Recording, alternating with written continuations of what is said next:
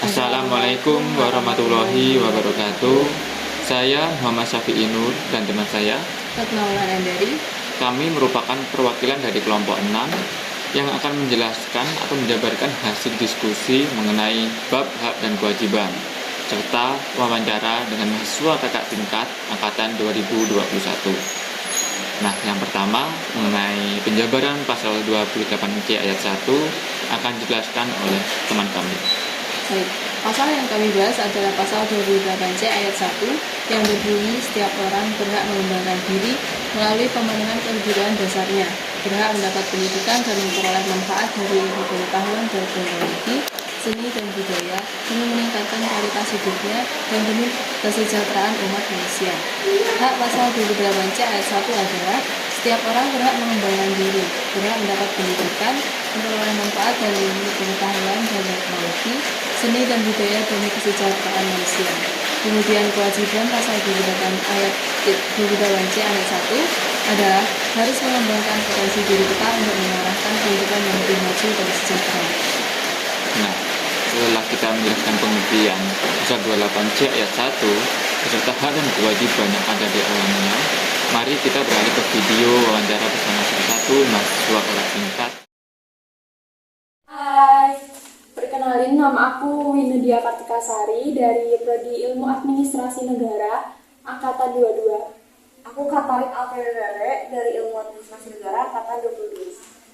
Di sini kita mau wawancara Buat pemenuhan tugas kelompok 7 ngebahas tentang penerapan pasal 28C ayat 1. Hai Kak, boleh perkenalin dirinya dulu? Halo, nama aku Salsa dari Prodi Administrasi Negara Angkatan 22. Oke, di sini saya mau wawancara sebagai mahasiswa UNES, apakah kakak merasa hak untuk memenuhi kebutuhan dasar, hak mendapatkan pendidikan, ilmu pengetahuan dan teknologi, seni budaya demi meningkatkan kualitas hidup sudah terpenuhi? Iya, sudah. Contohnya seperti apa Kak? Seperti mendapatkan pelajaran dari para dosen yang mengajar saya. Untuk pertanyaan yang kedua ya, bagaimana menurut tanggapan kakak mengenai penerapan pasal 28C ayat 1 di Indonesia? Oh ya, udah tahu nggak Kak pasal 28C ayat 1? Belum? Oke, saya bacakan dulu ya. Hak untuk mengembangkan diri dan melalui pemenuhan kebutuhan dasarnya dan berhak mendapatkan pendidikan, ilmu pengetahuan dan teknologi, seni dan budaya demi meningkatkan kualitas hidupnya demi kesejahteraan hidup manusia. Saya sangat setuju ya dengan adanya pasal ini karena kita untuk meningkatkan kualitas hidup itu sangat memerlukan ilmu pengetahuan atau pendidikan. Apalagi karena saya sendiri wanita, saya nantinya akan menjadi ibu dan ilmu-ilmu itu pasti akan saya aplikasikan kepada anak-anak saya nantinya dan itu sangat berguna. Oke, terima kasih ya Kak. Iya. Aku Siti dari Prodi Administrasi Negara Angkatan 2022. Sebelumnya aku akan menjelaskan isi dari Undang-Undang Pasal 28C ayat 1. Isi itu adalah hak untuk mengembangkan diri dan melalui kebutuhan dasarnya dan berhak mendapatkan pendidikan, ilmu pengetahuan serta teknologi, seni dan budaya demi meningkatkan kualitas hidupnya demi kesejahteraan hidup manusia. Pertanyaannya, sebagai mahasiswa UNES, apakah kakak merasa hak untuk memenuhi kebutuhan dasar, hak mendapatkan pendidikan, ilmu pengetahuan dan teknologi, serta ilmu budaya demi meningkatkan kualitas hidup sudah terpenuhi? Menurut saya sih sudah ya sejauh ini. Kalau sudah, semuanya seperti apa ya kak? Dalam contoh yang saya kan udah kuliah di UNES. Nah itu kan ada digitalisasi pendidikan itu. Lalu menurut kakak bagaimana tanggapan kakak mengenai penerapan Undang-Undang Pasal 28C ayat 1 di Indonesia? Menurut saya ada golongan orang yang udah terpenuhi hak dasarnya, juga ada yang tidak. Nama aku Nurhadisa Putri dari Prodi Administrasi Negara Angkatan 22. Saya akan menjelaskan isi dari Undang-Undang Pasal 28C ayat 1. Isinya itu adalah hak untuk mengembangkan diri dan melalui kebutuhan dasarnya dan berhak mendapatkan pendidikan, ilmu pengetahuan dan teknologi, seni dan budaya demi meningkatkan kualitas hidupnya demi kesejahteraan hidup manusia. Pertanyaannya, sebagai mahasiswa UNED, apakah kakak merasa hak untuk memenuhi kebutuhan dasar, hak mendapatkan pendidikan, ilmu pengetahuan dan teknologi, seni dan budaya demi meningkatkan kualitas hidup sudah terpenuhi? Menurut saya itu sudah terpenuhi. Boleh dijelaskan Kak contohnya seperti apa? Karena udah banyak orang yang kuliah dan di sini ada fasilitas-fasilitasnya. Lalu menurut kakak, tanggapan kakak mengenai penerapan Undang-Undang Pasal 28C ayat 1 di Indonesia itu kayak gimana sih Kak? Undang-undangnya udah bagus, tapi ada yang nggak merata juga kayak di daerah-daerah terpencil itu, ya karena akses buat kesananya itu susah. Assalamualaikum warahmatullahi wabarakatuh. Kali ini saya perwakilan dari kelompok 6 ingin mewawancarai tentang pasal-pasal yang ada di Undang-Undang 1145. Salah satunya yaitu pasal 28C ayat 1. Nah, saya perwakilan dari kelompok 6 bernama Muhammad Syafi'i Nur, NIM 2201 040 2003 dari Prodi Pendidikan Bahasa dan Sastra Indonesia. Nah, kali ini saya bersama dengan Mas Fajar. Nah, sebelumnya Mas dari prodi apa dan angkatan berapa? Nama aku ya Fajar Ahmad Maulana, aku dari Prodi Pendidikan Bahasa dan Sastra Indonesia sama kayak kamu. Ya. Aku angkatan 21. Nah, sebelumnya Mas pernah mendengar tentang pasal 28C ayat 1 atau belum? Kalau dulu ya, waktu semester 1 pernah, itu kan tentang pendidikan, tentang pemenuhan dasar sebagai manusia, teknologi, budaya, dan lain-lain itu kan. Nah, ya, benar. Pasal 28C ayat 1 sendiri benar disampaikan oleh Mas Fajar tadi, yaitu setiap orang berhak mengembangkan diri melalui pemenuhan kebutuhan dasarnya, mendapatkan pendidikan dan memperoleh manfaat dari ilmu pengetahuan dan teknologi, serta seni dan budaya demi meningkatkan kualitas hidupnya dan demi kesejahteraan umat manusia. Nah, kali ini kita akan mewawancarai dari poin-poin setiap poinnya.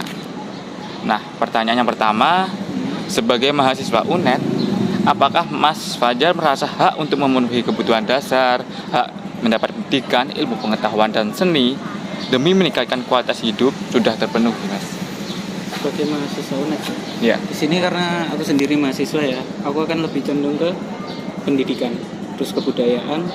Kalau di pendidikan sendiri, karena kita konteksnya dalam lingkup satuan pendidikan, jelas terpenuhi.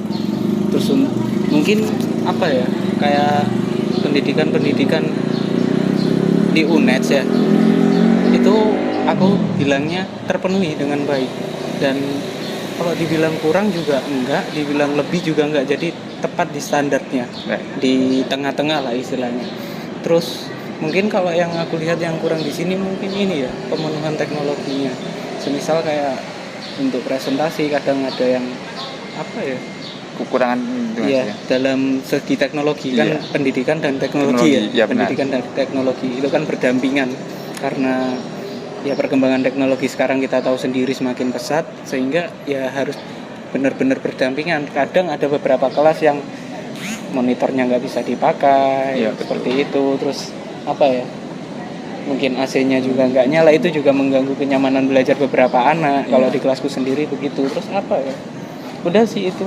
Kalau untuk dari segi pendidikannya sendiri, menurutku di sini tuh apa ya, bisa dibilang baik lah ya, nggak yang apa ya, dosen sudah melakukan tugasnya dengan baik. Mungkin ya ada beberapa dosen yang kayak apa ya, tidak sesuai ekspektasi kita, tapi kan itu balik lagi kita bagaimana menyikapinya sebagai seorang pelajar. Kan kita nggak harus menuntut dosen itu ngerti kita, soalnya yang diajar kan nggak cuma satu anak, berapa anak itu. Jadi ya gimana pun kita harus ngerti selaannya dosen ini gimana, bagaimana cara nyikapi setiap dosen yang ada. Itu dari segi pendidikan itu tercukupi. Terus untuk kebudayaan ya, ini untuk kebudayaannya sebenarnya ya, kalau di lingkup UNED sendiri kebudayaannya itu apa ya, bisa dibilang baik. Terutama ada seperti orma-orma kayak teater tiang, sembur, itu kan apa ya, biasanya itu mengangkat kayak apa ya, kebudayaan lokal lah ya, kayak misal kebudayaan Banyuwangi, Jember dan sekitarnya lah. Pokoknya daerah Jember dan sekitarnya itu biasanya diangkat oleh mereka menjadi sebuah drama musikal atau sebuah drama hal yang kayak gitu-gitulah, kesenian lah, itu unsur kebudayaannya tetap terpenuhi di situ. Tapi jika dalam skala luas, dalam konteks anak muda sekarang, kayaknya lumayan memprihatinkan ya. Kayak semisal kita dari, kayak contohnya aku sendiri dari Jombang Kabupaten, kebudayaanku apa yang bisa tak sebutin cuma tari remo. Harusnya itu ada lain-lainnya, itu apa, itu kekurangannya. Kayak kita sebagai pemuda itu kadang kayak belum mengerti, belum mengenal apa ya, iya kayak nggak sadar betul loh kalau di sekitar kita ini ada kebudayaan lain kayak gitu. Itu sih kalau dari aku. Nah, kemudian kayak rencana Mas atau pernah mengikuti lah tentang kebudayaan yang ada di UNED itu seperti apa? Kalau di UNED ya, aku sendiri belum pernah yang benar-benar terlibat dalam pengembangan kebudayaan.